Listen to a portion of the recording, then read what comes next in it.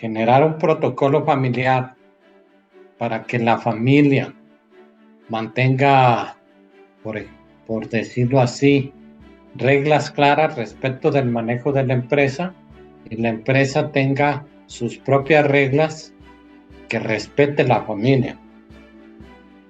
¿Sí? Ok. Donde se cruza esa frontera de que un familiar, por el puro hecho de ser familiar, entra a trabajar a una empresa que es propiedad del papá, porque él es el hijo, pero no reúne el perfil, pues ¿qué va a generar? Pues va a generar que el talento no se quede, el talento externo. Pues te podría decir que los tres retos más importantes es planeación de la sucesión, revisar su modelo de negocio, institucionalizar la empresa y poner gobierno también en la familia teniendo un protocolo familiar y un consejo de familia.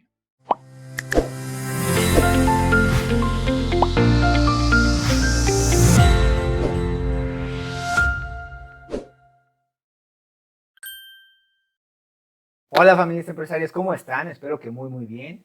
Bienvenidos a mi canal de YouTube. Mi nombre es Ernesto de la Mora y soy consultor de empresas familiares. Pues el día de hoy estoy muy contento porque tenemos una gran entrevista con el maestro Mario Rizzo Rivas. Vamos a hablar un poco de quién es el maestro Mario.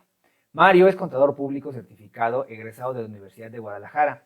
Tiene una maestría en impuestos por la Universidad de Guadalajara. Es egresado del programa AD2 del IPADE y del programa de consejeros en acción. Tiene 35 años de experiencia en las áreas de contabilidad, auditoría, impuestos, gobierno corporativo y empresas familiares en la firma Salle Science Grant Thornton International. Los últimos 15 años de carrera profesional se ha dedicado a la institucionalización y gobierno corporativo de empresas familiares y en apoyar a las familias en la elaboración de protocolos familiares y su fideicomiso de sucesión patrimonial. Es miembro del Colegio de Contadores Públicos de Guadalajara y del Instituto Mexicano de Contadores Públicos. Fue presidente del Colegio de Contadores Públicos en Guadalajara en el año 2010. Es secretario del Consejo de Administración de Salle Science Grant Thornton International. Además, es escritor permanente en la revista Puntos Finos, de El Conta, El Consejero Empresarial y columnista de la revista Forbes, de los periódicos El Mural, Vallarta, Opina y Noroeste, así como en otras prestigiosas revistas de negocios. Ha participado como expositor y conferencista en diversos foros y simposios a nivel nacional e internacional en temas especializados de empresas familiares y gobierno corporativo. Además, tiene más de 12 años como profesor de cátedra de la materia de auditoría 1 y 2 en el TEC de Monterrey, Campus Guadalajara. Es consejero independiente y presidente del Comité de Auditoría y Riesgos de Importantes Empresas y miembro del Consejo de Familias Empresarias. Es consultor de diferentes empresas del país en temas de institucionalización, gobierno corporativo, protocolo familiar y sucesión en empresas familiares.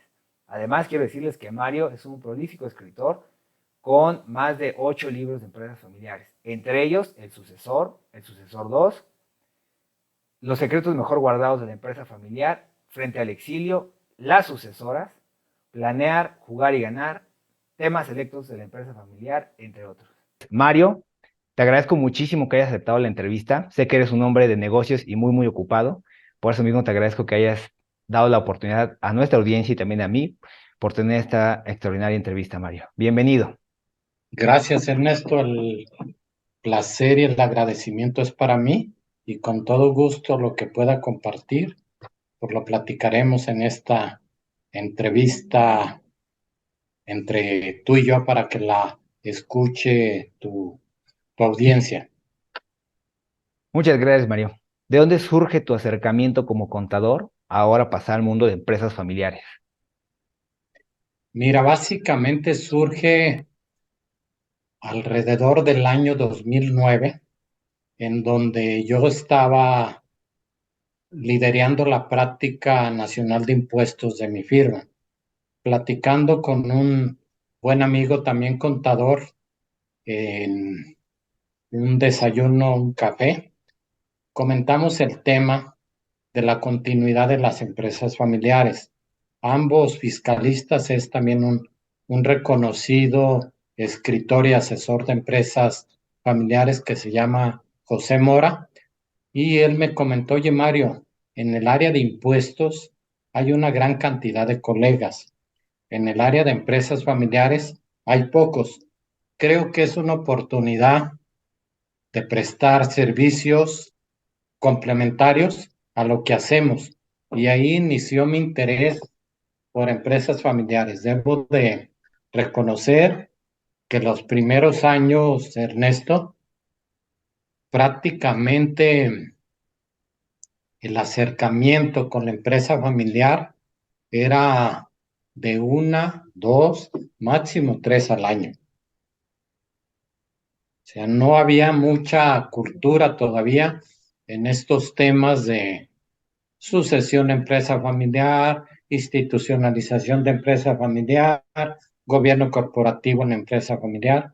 Entonces, cuando empecé, realmente mi carga de trabajo era un 90-10, 90 área de impuestos, porque ya había dejado auditoría, y un 10% empresa familiar.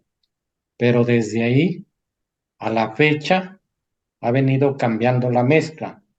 Ahorita todavía tengo puedo considerarme que estoy todavía como socio en el área de impuestos, pero ya mi mezcla es al revés. 90% empresa familiar, 10% impuestos. Ok, muy bien, Mario.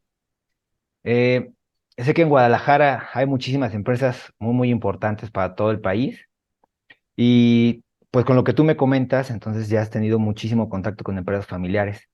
Y efectivamente, como tú dices, pues poco a poco el tema de empresas familiares ha venido tomando mucha importancia en el país, pero aún estamos muy lejos de que las empresas familiares conozcan que hay consultoría especializada para las empresas familiares. Entonces, conociendo tu trayectoria y las experiencias que has tenido como fiscalista, contador y ahora como consultor de empresas familiares, desde tu perspectiva, Mario, ¿cuáles son los principales retos que manejan las empresas familiares o que están teniendo las empresas familiares en México?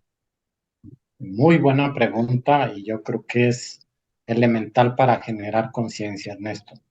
Los principales retos que enfrentan las empresas familiares, en mi experiencia, el primero, sin duda, es una adecuada planeación de su sucesión integral. No nada más, en una sucesión de una empresa familiar, no es nada más cómo reparto la propiedad de las acciones, sino cómo dejo gobernabilidad para que la empresa continúe en diferentes generaciones. Eso es en parte de propiedad. Segundo, quién la va a administrar y cómo voy a integrar un consejo de administración o un administrador único para efectos de que tenga, vamos a decir, el poder estratégico de definir un rumbo. Y el tercero es quién la va a dirigir. Pues el reto de la sucesión, pero de manera integral, para mí es el reto número uno que tienen la mayoría de las empresas familiares, porque también es la principal causa de muerte. Cuando no tienes una planeación adecuada, estadísticamente, la principal causa de muerte es una falta de una adecuada sucesión. Otro reto muy, muy importante es reinvertir de manera permanente su modelo de negocios. ¿Qué sucede mucho con las empresas familiares? Que nos quedamos con lo que nos dejó mi papá. Ya estoy hablando de segundas, terceras generaciones o de la misma primera generación. Lo que me trajo al éxito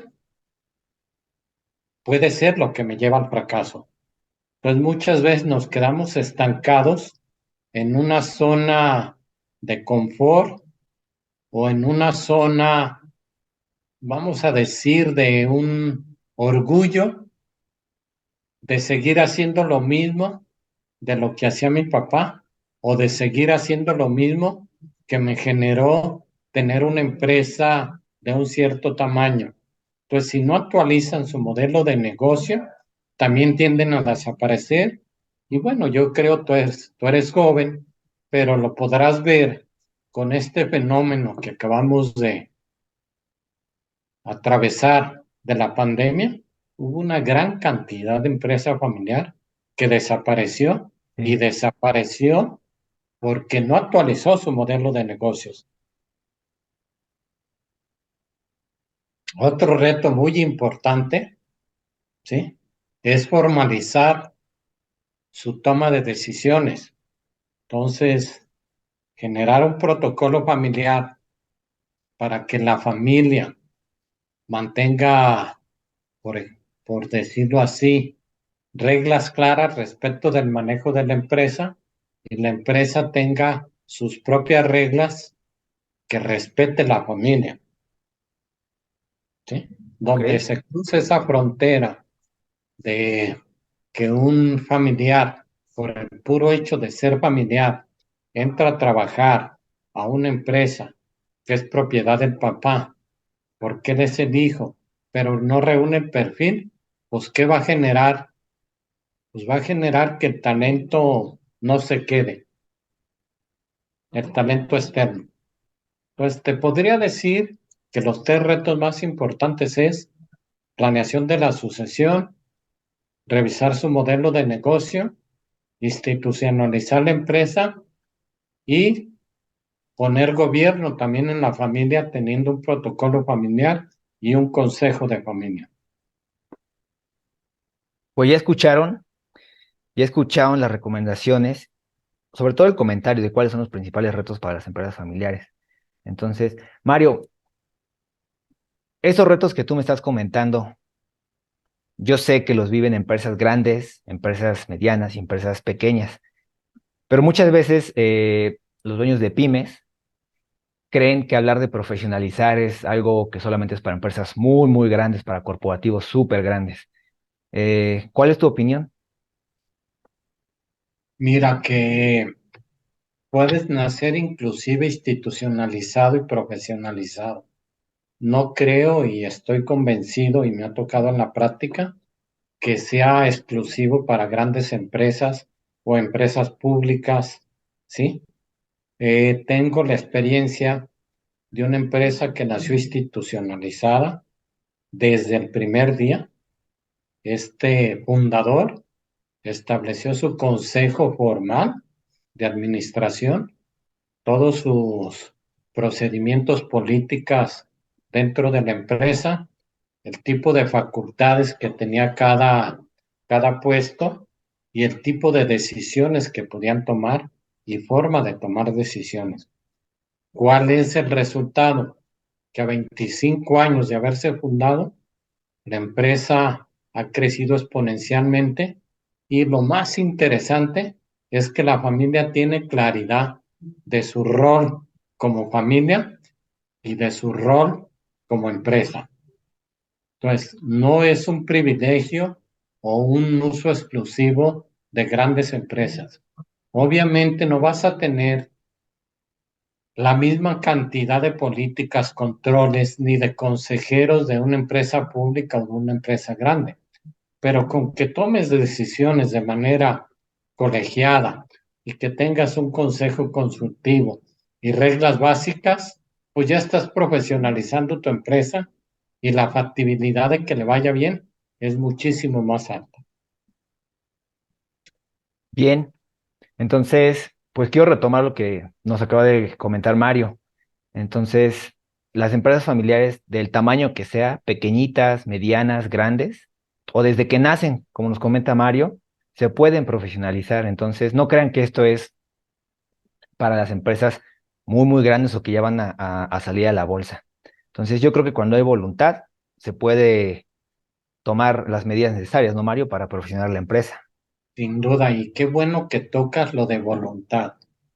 Antes de entrar en esta entrevista, tenía una plática aquí en su oficina con Gracias, una Mario. familia y tocaste un punto clave. Cuando no hay la voluntad o la generación de conciencia de quien fundó la empresa que necesita hacer cambios, todo se viene abajo.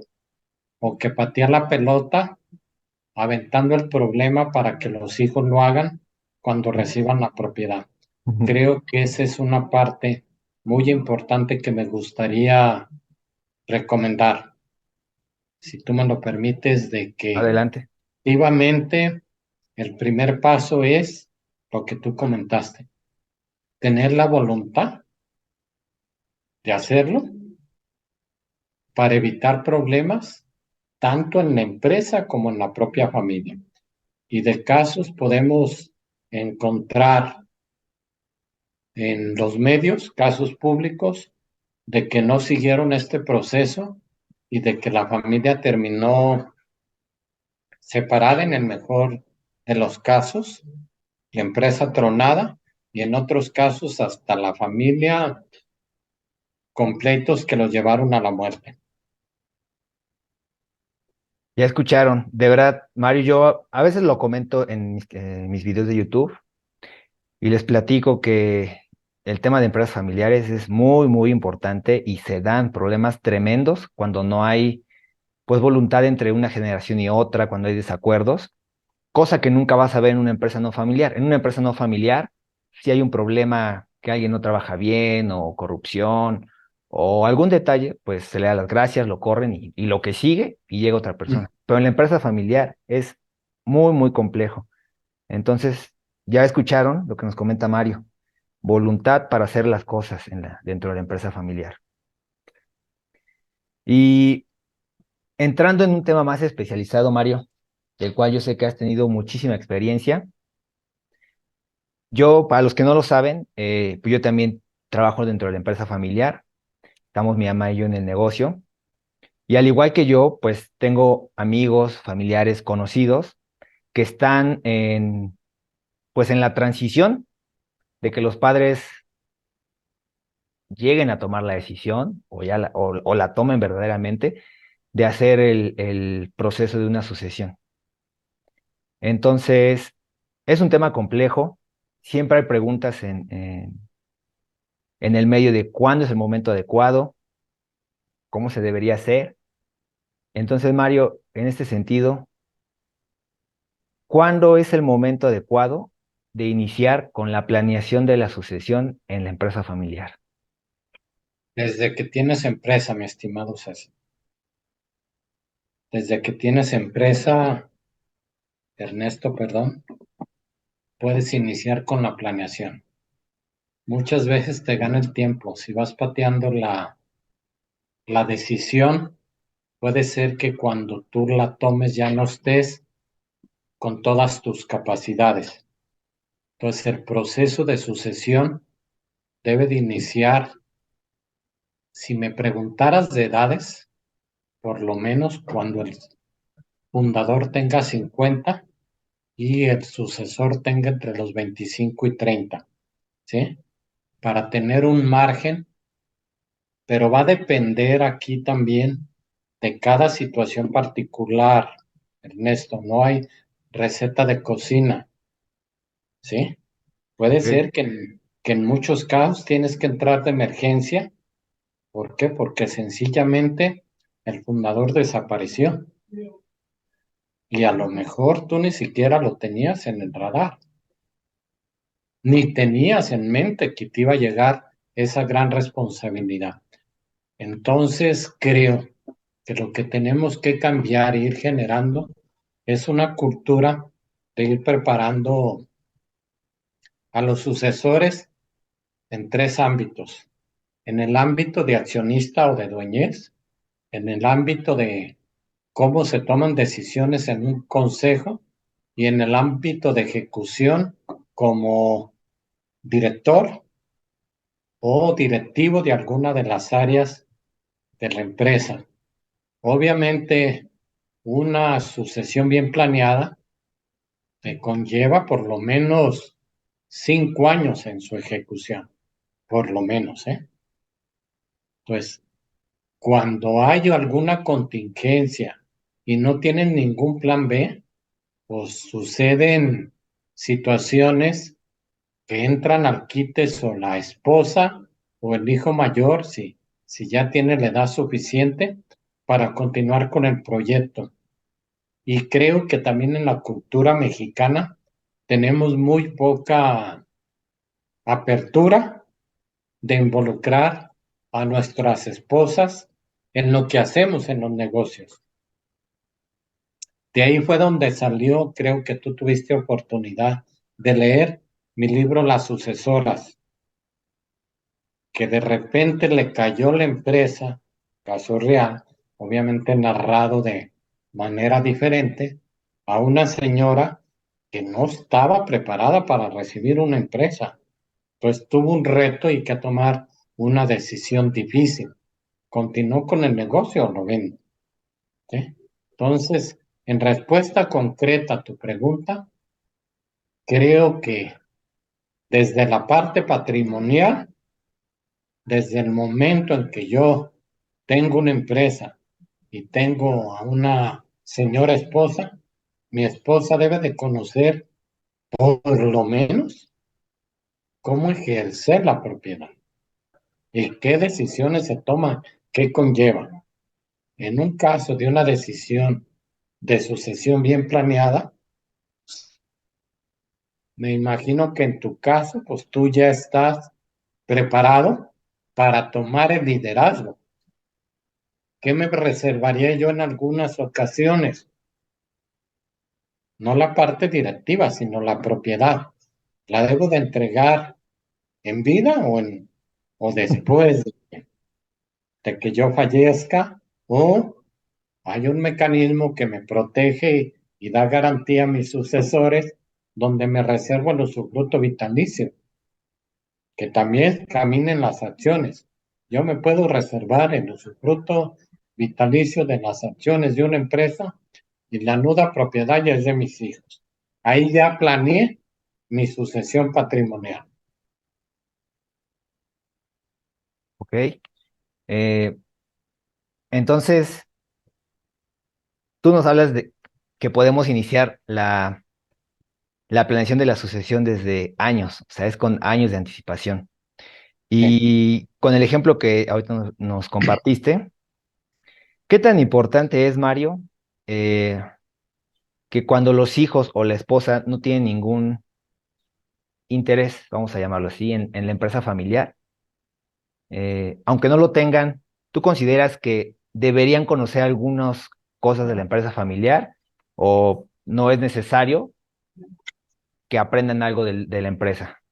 Sí, mira, y qué buena pregunta me haces, Ernesto, porque hay dos o tres salidas. Una, que como tú ya estás consciente de que tu esposa y tus hijos no tienen interés en la empresa, no desde el punto de vista operativo, desde el punto de vista patrimonial, que es diferente, ¿eh?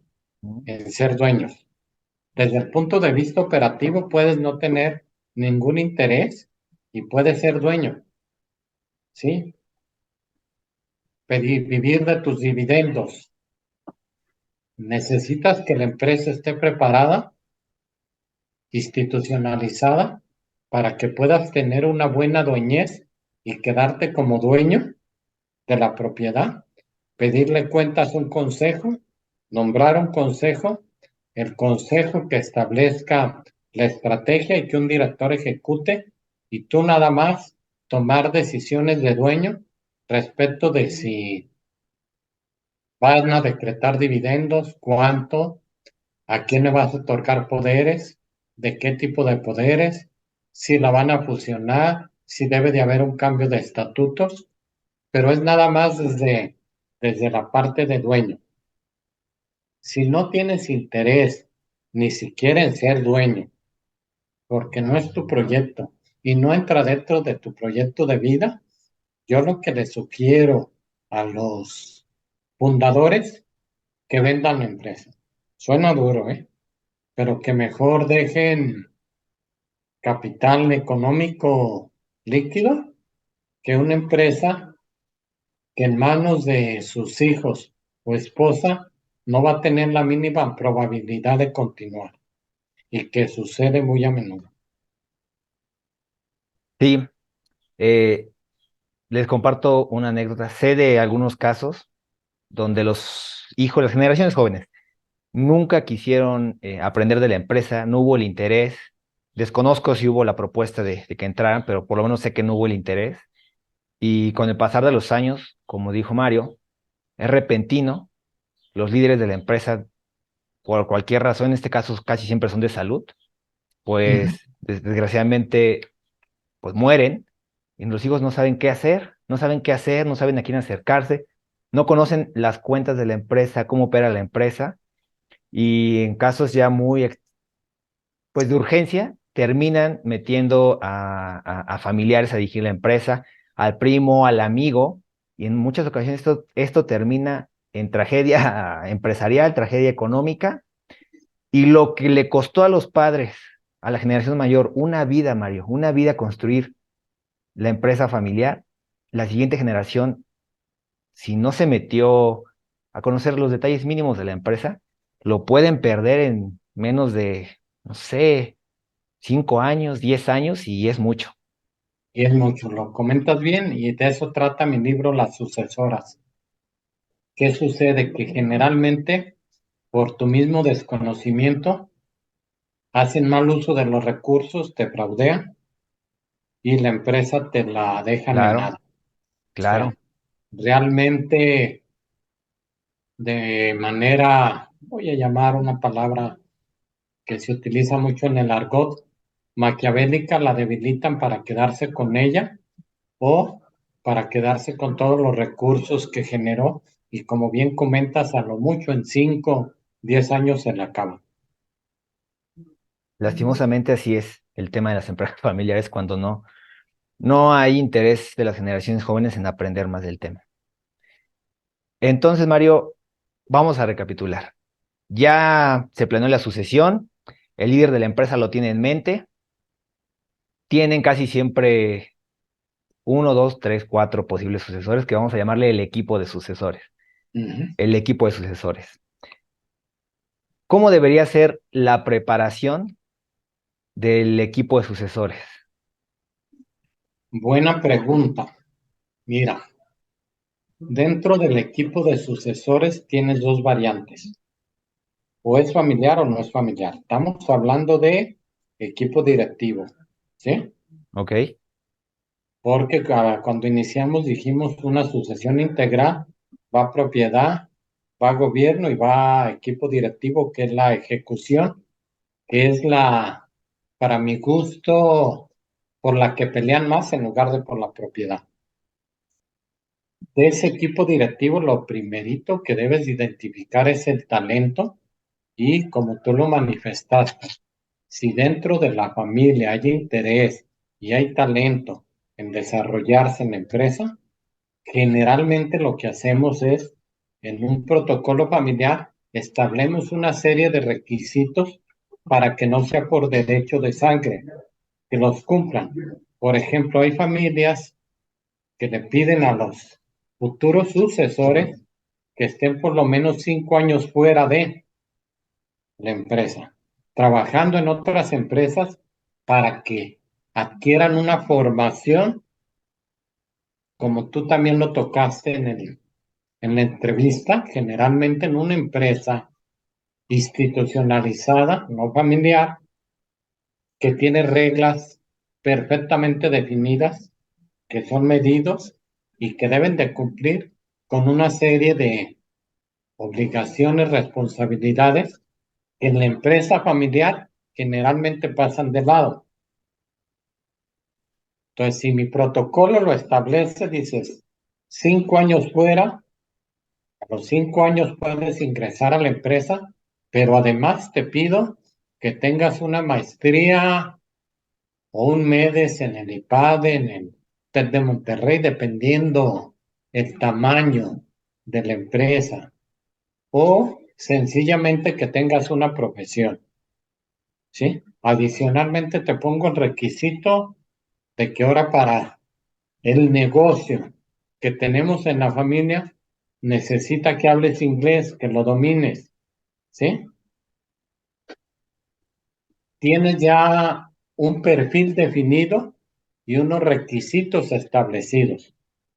Hay un comité, cuando ya estás más profesionalizado, que evalúa quién cumple mejor con el perfil y cuál es el más mejor candidato.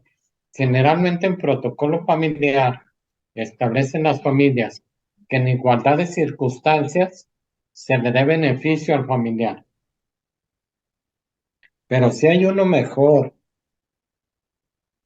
que Ernesto para dirigir la empresa que fundaste tú con tu mamá, a ustedes les conviene tener al mejor talento dentro de la empresa como dueños porque les va a dar un dividendo mayor, Sí. ¿sí? De otra forma, yo tengo una frase que cuando tu empresa no puede vivir sin ti, tienes un autoempleo, Gran diferencia, gran ¿sí? diferencia. Cuando la empresa puede vivir sin Ernesto, pero sí necesita un puesto directivo, ya tienes una empresa con bases institucionales para que tenga vida propia y no dependa de la familia o de la familiar, ¿sí? Ok. Pues una vez que elegiste al sucesor, por lo menos hay que acompañarlo un año en el proceso.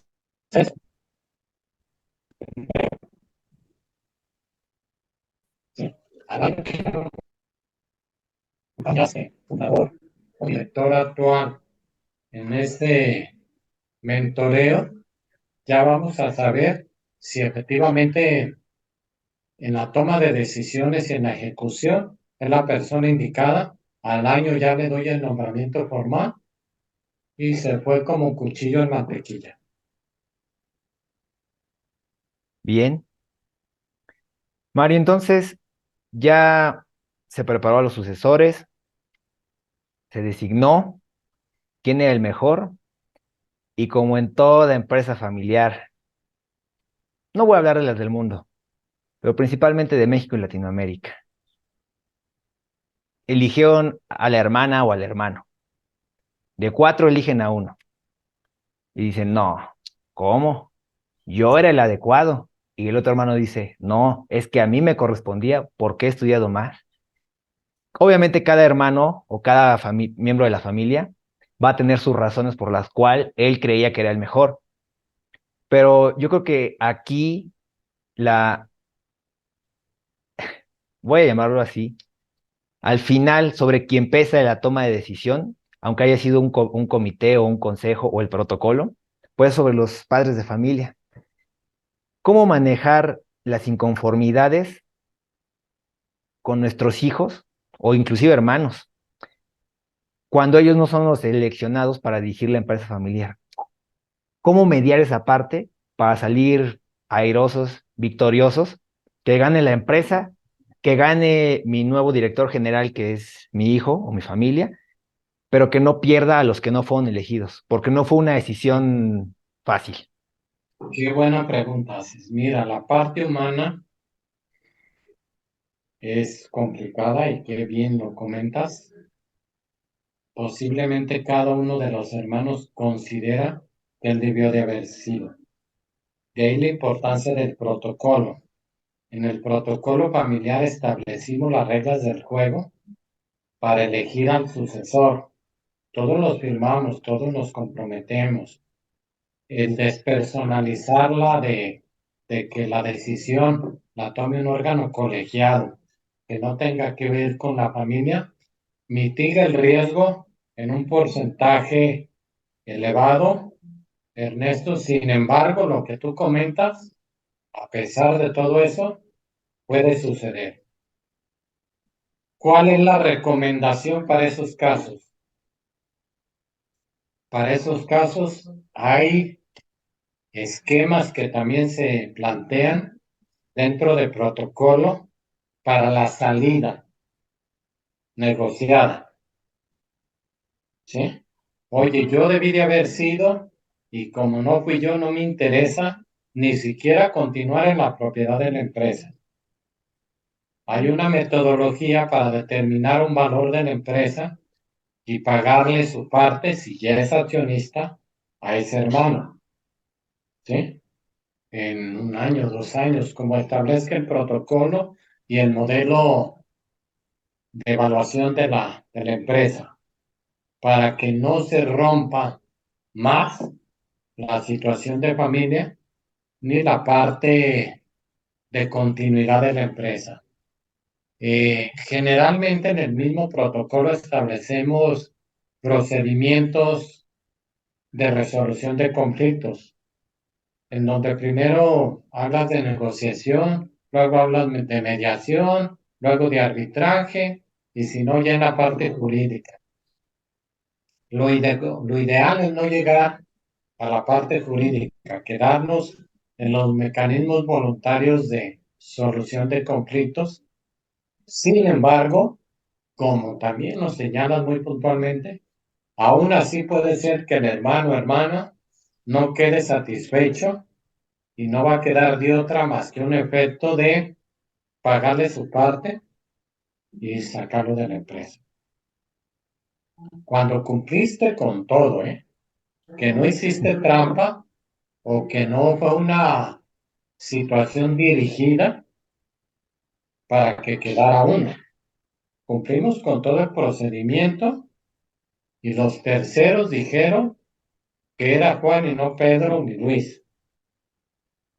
Pues donde se cumplió con todo el procedimiento, generalmente se mitiga el riesgo.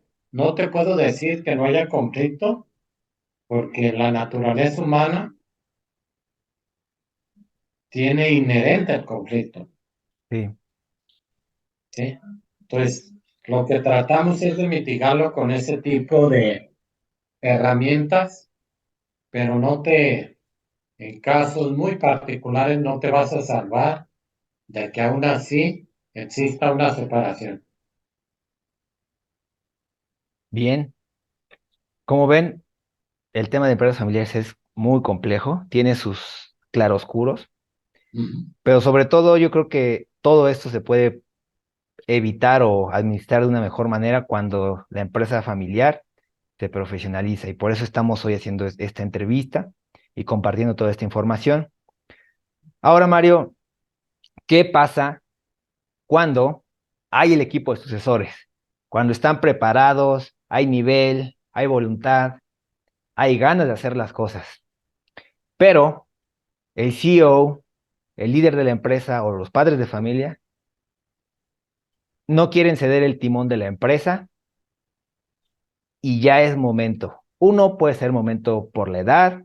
Dos, por el tema de la salud mental que antes no se hablaba. Hoy la salud mental es un tema crucial y más en la empresa familiar. O cuando simplemente porque no quiero.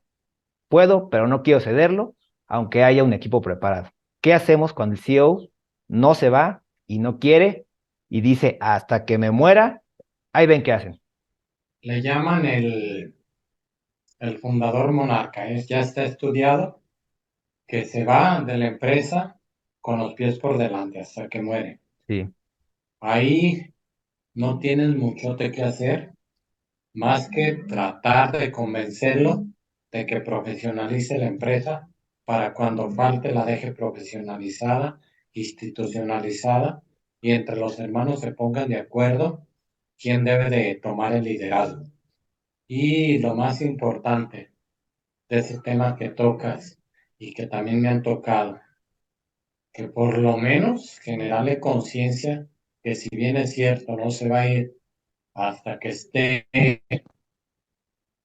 muerto, una discapacidad, como bien tenemos tenga por lo menos un testamento debidamente hecho, ¿sí? En donde, en mi experiencia, es mucho mejor que nombre legatarios a herederos. Diferencia, que no diga a mis 5 hijos partes iguales, Ujú. sino que efectivamente diga, oye, a fulano de tal, un porcentaje X, gano X, en función de equidad. Yo tengo un dicho, y está en algunos de mis libros, que igualdad no es lo mismo que equidad, ¿sí?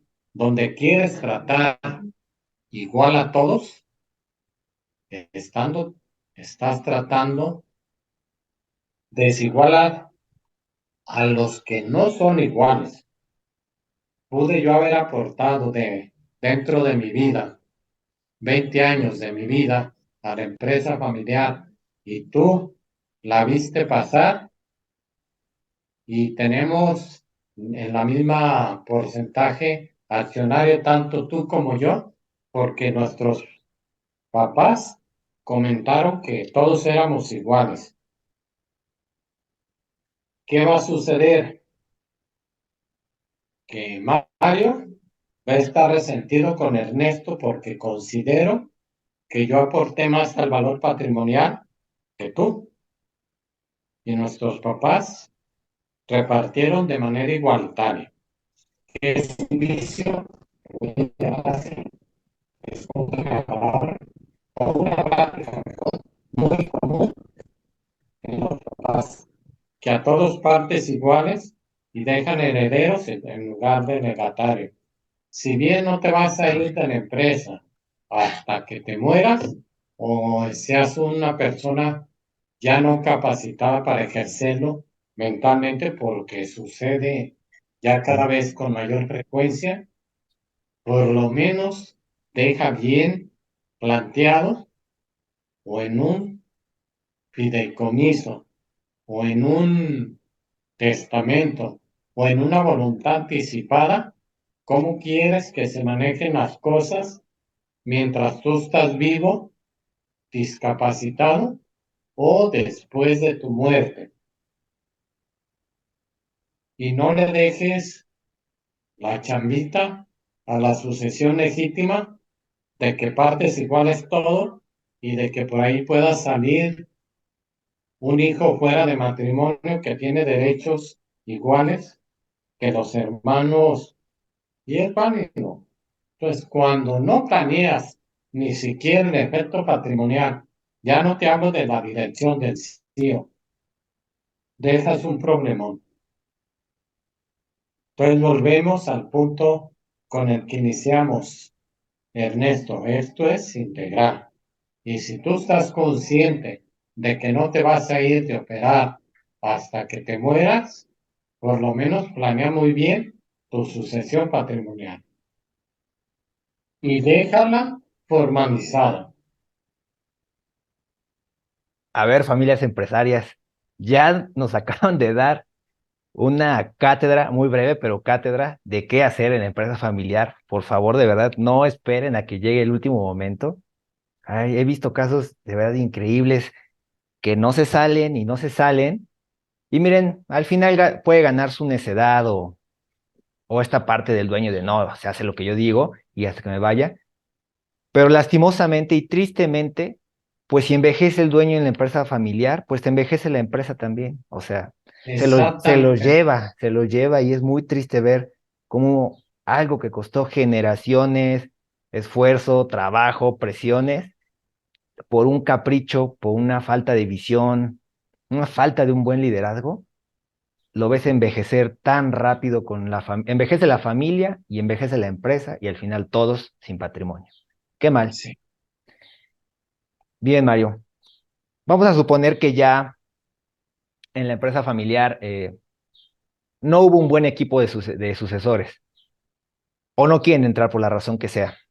Eh, ¿Qué pasa cuando llega el momento de una designación de un CEO externo? ¿Es complicado hacerlo en la empresa familiar? ¿Se puede hacer incluir un CEO externo en la empresa familiar? ¿Cuál es tu opinión respecto a incluir a un externo, Mario? Sin duda, ¿eh?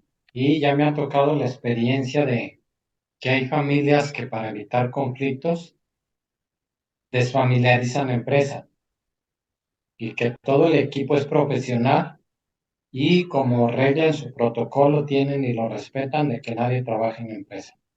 Pues sin duda que funciona que tengas un CEO externa, es más conveniente desarrollarlo en casa que lo busques fuera. Pero lamentablemente, muchas veces, como no quieres que te hagan sombra, como que comentas del fundador CEO, que es el patriarca y que es el monarca, no tiene sucesores internos. Entonces ahí la familia tiene que ir a buscar fuera. ¿Qué sucede en esos casos? Muchas veces hay un choque cultural y aunque yo sea el mejor y funcioné perfectamente en Kodak con una empresa pública, cuando llego a la cultura de una empresa familiar no encajo o tengo que correr a todos para traer mi equipo y se genera toda una revolución, ¿sí? Y más cuando no está la empresa institucionalizada. Una recomendación que yo les quiero dar es que generen el plan de carrera para todos los puestos clave, sean familiares o no. Que si el día de mañana Mario se retira de la firma, ya tengan 3, 4, que así lo tenemos, sucesores para que ocupen mi puesto. Y no pasa nada, no es Mario Rizzo, es el puesto de director. No dependo de personas con nombre y apellido, dependo de personas para puestos, ¿sí? Sí. Entonces sí se puede, se debe, y creo que lo más sano en una empresa familiar es que se compite en igualdad de circunstancias. Y si no hay el talento en la familia, el sucesor, sea fuera de la familia, preferible por estadística, desarrollado en la empresa. Bien, gracias, Mario. Ahora, hay una duda entre las empresas familiares cuando llega el momento de designar el CEO externo. Dicen, bueno, si hubiera sido mi familiar, le pido cuentas, me meto a la oficina, veo estados financieros, veo las cuentas bancarias, ahí estoy. Si es mi hijo, mi sobrino o a cualquier familiar. ¿Cómo establecer los mecanismos de control, de rendición de cuentas a un CEO externo dentro de la empresa familiar? Está relativamente sencillo cuando la empresa está institucionalizada. Tienes un consejo que evalúa, le pide cuentas a tu CEO de manera sistemática, pide los estados de resultados, evalúa riesgos, evalúa la estrategia, analiza la ejecución y si los KPIs que se le establecieron no los cumple, los cambia. El problema es cuando no tienes a la empresa preparada para recibir un CEO externo, porque la rendición de cuentas va a ser discrecional. La rendición de cuentas, recordemos, o es a un administrador único o es a un consejo. Y ese consejo le rinde cuentas a una asamblea de accionistas. No es sano ni se debe de que Mario Rizzo vaya mañana por ser dueño a pedirle cuentas a un CEO cuando no es el foro adecuado para pedir cuenta. El foro adecuado es la asamblea o si yo formo parte del consejo, en el consejo. Pero para poder ver la transparencia, necesito que la empresa esté institucionalizada y profesionalizada. Si no, es muy factible que me lleven al baile. Totalmente de acuerdo, Mario. Totalmente de acuerdo y por favor, familias, están teniendo información de verdad de primera mano. No la echen en saco roto. Vayan tomando apunte de todo esto. Yo estoy tomando apuntes de lo que dice Mario. Ustedes también, ¿eh? O sea, siéntanse con la confianza de dejarnos comentarios aquí en el video de YouTube. Bien, Mario. Eh, se da muchas veces en la empresa familiar que cuando un miembro de la familia, por la razón que sea, ya no hay espacio para él en el negocio familiar, cómo debería manejar el dueño o los dueños la salida de un hijo, la salida de un primo o de un familiar político? ¿Cómo manejar su salida dentro de la empresa sin que sea una catástrofe ni para la empresa ni para el núcleo familiar? Mira, al final de cuentas creo que la herramienta más valiosa, así como profesionaliza la empresa, profesionalizar la familia, establecer las reglas del juego y están en el protocolo familiar. En un 99% de los protocolos que me ha tocado participar, no se permite que trabaje la familia política para mitigar ese riesgo. Muchas veces ya están adentro. Yo qué te diría, si no es la persona indicada, volvemos y la empresa está profesionalizada y tiene un puesto clave, es responsabilidad del consejo, a través de su comité de evaluaciones y compensaciones, de despedir a ese familiar conforme la ley. Los daños colaterales no los vas a evitar, ¿sí? Porque por el sentido humano, tú vas a creer siempre que lo que te están haciendo, o no puedo decir siempre, o en muchas ocasiones, es injusto, ¿sí? Ujú. Entonces yo mi recomendación es, elaboren su protocolo, elaboren sus reglas de juego, de familia, en la empresa establezcan perfiles de puesto, KPIs, y sujeten a evaluación a familiares y no familiares en igualdad de circunstancias. Si alguien no cumple y ya no hay un movimiento lateral, pues tenemos que despedirlo como a cualquiera que sea de fuera.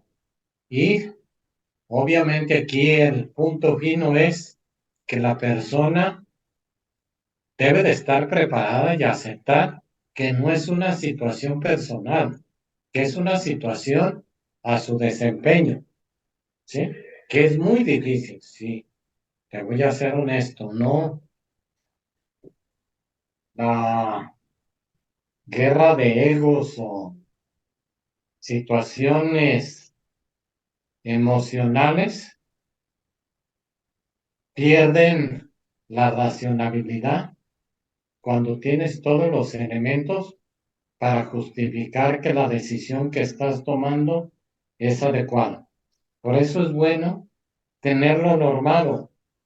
No, Ernesto, no te estoy corriendo porque seas el esposo de mi hija. Te estoy corriendo porque no cumples con tu puesto. Y estamos afectando el patrimonio de la familia. Posiblemente Ernesto va a ir con mi hija y va a decir misa y que mi decisión no fue racional. No te estoy corriendo yo, te está corriendo un órgano de gobierno que yo como dueño debo de respetar para que la empresa sea funcional y tenga continuidad. Ok, la verdad es que eso no es un tema fácil, pero llega el momento y hay que afrontarlo. Y sobre todo que yo siempre les he comentado que al final la familia pues siempre va a estar. La empresa un día se puede terminar, la familia no, pero sí háganlo con tacto, háganlo en un momento donde ustedes se encuentren emocionalmente tranquilos y que no haya presiones para que al final y perdure la relación familiar. Gracias, Mario. A lo largo de esta entrevista has tocado mucho dos puntos importantes. Vamos a dividirlo en dos. Has hablado mucho del protocolo familiar. ¿Qué es el protocolo familiar y para quiénes sirven? Muy buena pregunta. El protocolo familiar te lo voy a contestar para que sea muy sencillo. Por favor. Es como el acta constitutiva de la familia propietaria. Así como tú tienes un acta constitutiva de tu empresa, en donde establece las reglas de a qué se va a dedicar, quién tiene poder, cuánto es su capital. En el protocolo estableces la filosofía de la empresa, valores, visión empresarial, reglas de juego para entrar a la empresa a trabajar, reglas de juego para transmitir la propiedad, penalidades en caso de incumplimiento. Desde aquí puedes decir qué tipo de gobierno quieres para tu empresa y cómo vas a constituir ese gobierno, ese consejo. Entonces, el protocolo familiar son las reglas de juego de la familia con relación a su empresa. Familia propietaria, papá, mamá, más posibles sucesores en la propiedad. Pues yo ya tengo establecido el qué y el cómo, en dónde me van a rendir cuentas, qué necesito para trabajar, si vendo mi parte, cómo le voy a hacer, a qué tengo derecho, a qué me comprometo. Y también ahí en el protocolo establecemos mecanismos de resolución de conflictos y dejamos un gobierno para la familia, un consejo de familia en donde cuando se va pulverizando la propiedad por cada rama familiar, hay nomás un representante. Se toman acuerdos y al momento en que llegas a asamblea en empresa, no se ejecuta una guerra de negros. ¿Sí? Ese es el protocolo familiar y vincula a la familia con la empresa. Gracias, Oye, Mario. ¿tiene validez jurídica? No, mi estimado Ernesto, solo en España. Sí, si haces los cambios en estatutos, en tu plan de sucesión patrimonial y en acuerdos parasociales. Hay que hacer ese match. Ok.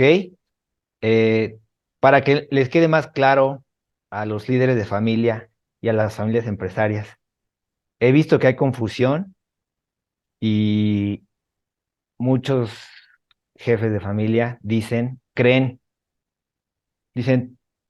es mejor mi testamento que el protocolo familiar. ¿Qué opinas al respecto, Mario? Son dos cosas totalmente diferentes. El testamento te va a ayudar exclusivamente para efectos de tu sucesión patrimonial. El protocolo es muchísimo más completo. Es cómo van a manejar tu empresa, quién puede ingresar a trabajar, cómo se va a transferir la propiedad después de muerte. El testamento exclusivamente sirve para efectos de la visión de la propiedad, en este caso de las acciones o de patrimonio empresarial que tenga papá, mamá, fundador. Sí, el protocolo te ayuda mucho a ir muchísimo más allá. Sí, el testamento va ligado con protocolo, sí, pero si no hay protocolo, pues a mi falta tú haces con tus acciones lo que quieras y yo puedo establecer un candado en protocolo que luego elevo estatutos de que tú no puedas dejar de heredar a tu esposa, sino a tus hijos. Ujú. Si tú dejas de heredar a tu esposa, Ernesto, le reembolsamos la propiedad. No te lo puedo impedir jurídicamente, pero estatutariamente no aceptamos a tu esposa como socia, pero sí le pagamos lo que le toca. Ok, familias, espero que les haya quedado claro que no es lo mismo. No tiene la misma función y finalidad. Una cosa es el testamento y otra cosa es el protocolo familiar. Y aunque los amigos abogados de la familia, el sobrino que es abogado les diga que el protocolo no funciona, que todo es con el testamento porque está ante el notario, ya escucharon, no es lo mismo, tiene funciones muy diferentes y cada uno asegura una cosa, patrimonio, empresa. Y por favor, no se me confundan. Si tienen dudas, ya saben, aquí en nuestro canal de YouTube pueden dejarnos todos los comentarios. Ahora también hablaste durante toda la entrevista sobre dos palabras que la gente cuando las escucha cree que solamente son para empresas que cotizan en la bolsa de valores, para grupos corporativos gigantes. Y estas palabras es consejo de administración. ¿Qué es el consejo de administración, Mario? Es un órgano que tú nombras en una asamblea de... una empresa puede ser administrada de dos formas: administrador único o consejo de administración. Las mejores prácticas te sugieren que te vayas por consejo de administración, y ese consejo de administración lo integras por consejeros patrimoniales, que pueden ser los mismos dueños que tengan cierto porcentaje de acciones. Vamos a poner, para un ejemplo sencillo, cada consejero patrimonial, para poder ser consejero, necesita por lo menos un 25% de la propiedad. ¿Va? Ese es consejero patrimonial. Ya tiene un derecho de silla en el consejo, que no opera, pero que va a darle seguimiento a la operación y aportar valor. Sumas consejeros independientes especializados en temas, por ejemplo, en auditoría, riesgo y cumplimiento, planeación estratégica, evaluaciones y compensaciones, y formas un grupo colegiado en donde el independiente en materia de decisiones de consejo tiene el mismo voto que un patrimonial. Entonces yo puedo opinar que sí, y tú como patrimonial que no. Si la mayoría son independientes y opinan contrario a los patrimoniales, la decisión que prevalece es la de los independientes. ¿Qué ventaja tiene un independiente? Que no tiene conflicto de interés. Yo voy a hablar por la propiedad de todos, nada por la de Ernesto. Y posiblemente Ernesto, en su silla, va a velar por lo de él, no por lo de sus hermanos. Entonces, el consejo es uno de los elementos más importantes del gobierno corporativo, Bien, para efectos de que la continuidad de la empresa, familiar o no, siga. gracias, Mario. Entonces, familias empresarias, ya escucharon, hemos hablado de consejo de administración y de protocolo familiar. Entonces, Mario, la pregunta ahora es, ¿qué tipo de empresas o de qué tamaño las empresas pueden ya aplicar o crear un protocolo familiar y un consejo de administración? Como te lo comenté al inicio de la plática, depende más de la conciencia del fundador y de la esposa que del tamaño. Y tú lo dijiste, de la voluntad. Hay muchos que patean estas decisiones y no importa el tamaño. Hay otros, a mí en mi experiencia me han tocado desde mini empresas hasta grandes empresas, prácticamente a punto de ser públicas, de que ya tienen. El protocolo es una herramienta que aplica para cualquier tipo de familia que ya esté pensando como familia empresaria, no como empresa familiar. Y no es juego de palabras. Que vea a la empresa como un ente independiente que genera dinero y negocio para la familia, y no como una fuente de empleo. Si la empresa no me da, como familia empresaria la cierro, ¿sí? Pues ambas, el protocolo y el consejo de administración, pues aplican a cualquier tipo de empresa. ¿Qué puede cambiar en el consejo? El número de consejeros. A lo mejor en una empresa pequeña, Ernesto, es práctico que sean tres los que administren. En una empresa pública te puedes meter a buscar, y vas a ver empresas que tienen hasta 15 consejeros y la mayoría son independientes y de diferentes especialidades. Depende del tamaño, es el tamaño y funciones que va a tener tu consejo. Gracias, Mario. De hecho, de papel, Ujú. la mayoría tienen consejo. Ve un acta que no ejerce su función y no tiene juntas de consejo, es otra cosa.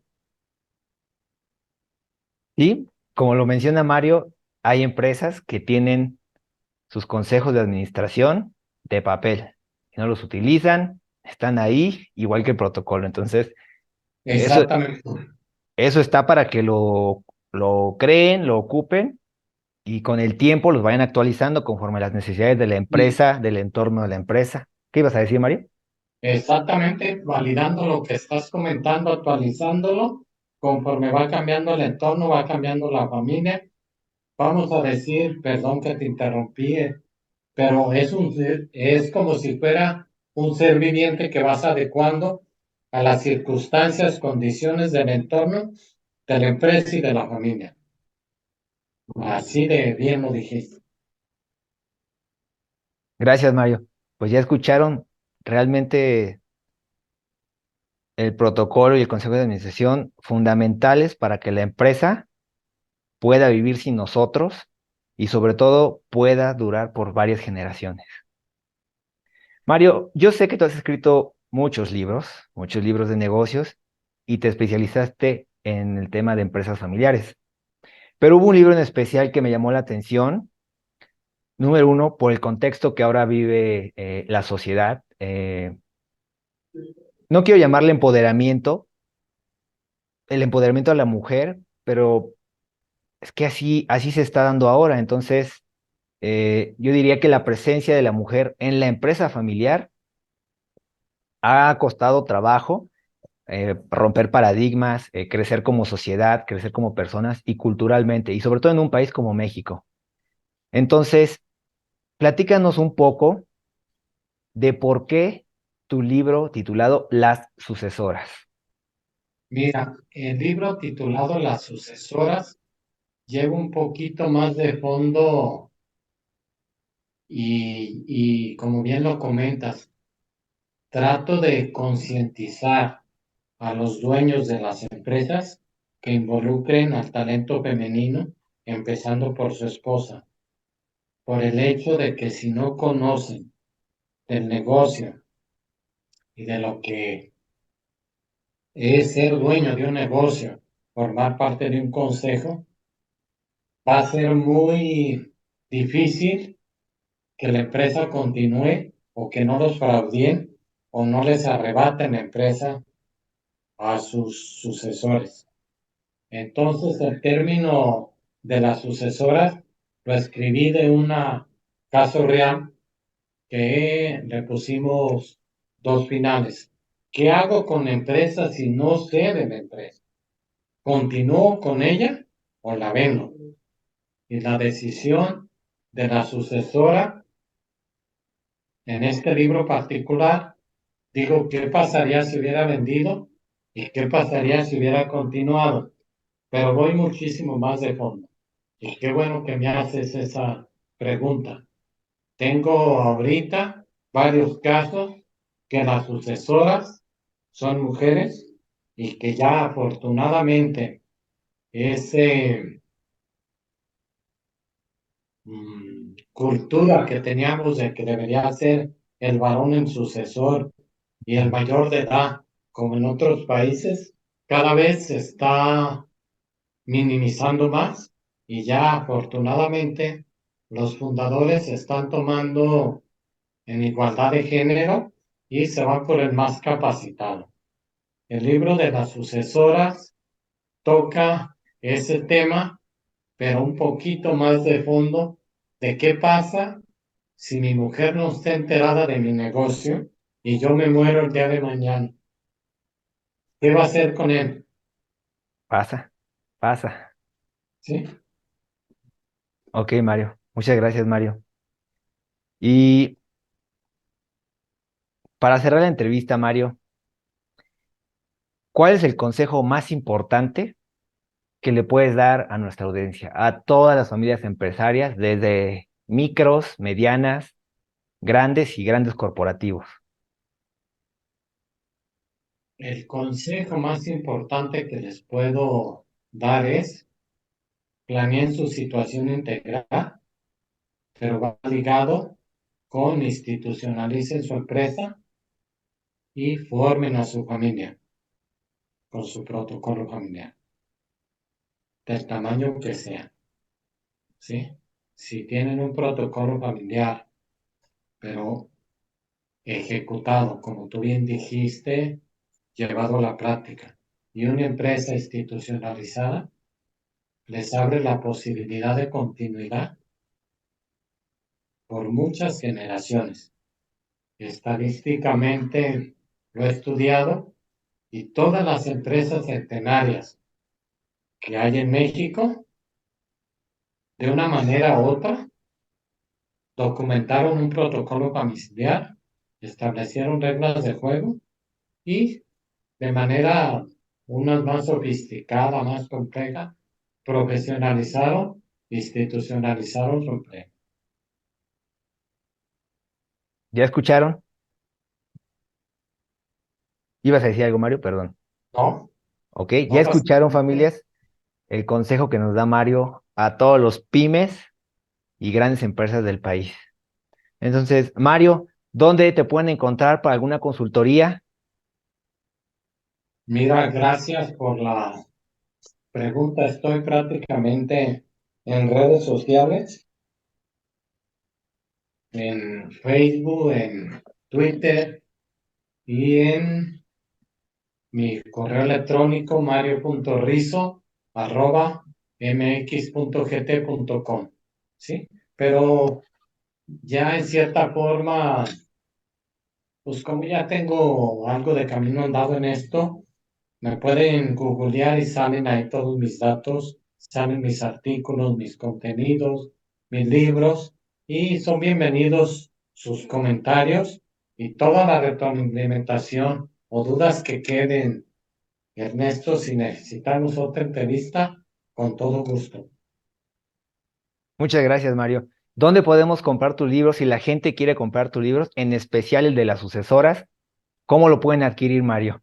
Mira, los libros están en el conta.com, en Gombil, en Mercado Libre, en Amazon, con su servidor y en el Colegio de Contadores Públicos. Esto de los libros lo he hecho más como una pasión y tratar de generar cultura que como un negocio. Pues no va a ser relativamente fácil encontrarlos, no, pero en Mercado Libre están todos. Bien, pues ya escucharon, familias empresarias. Ya compartimos los datos de Mario, una consultoría, una asesoría, ya pasó su correo. Los libros, de verdad, yo les recomiendo.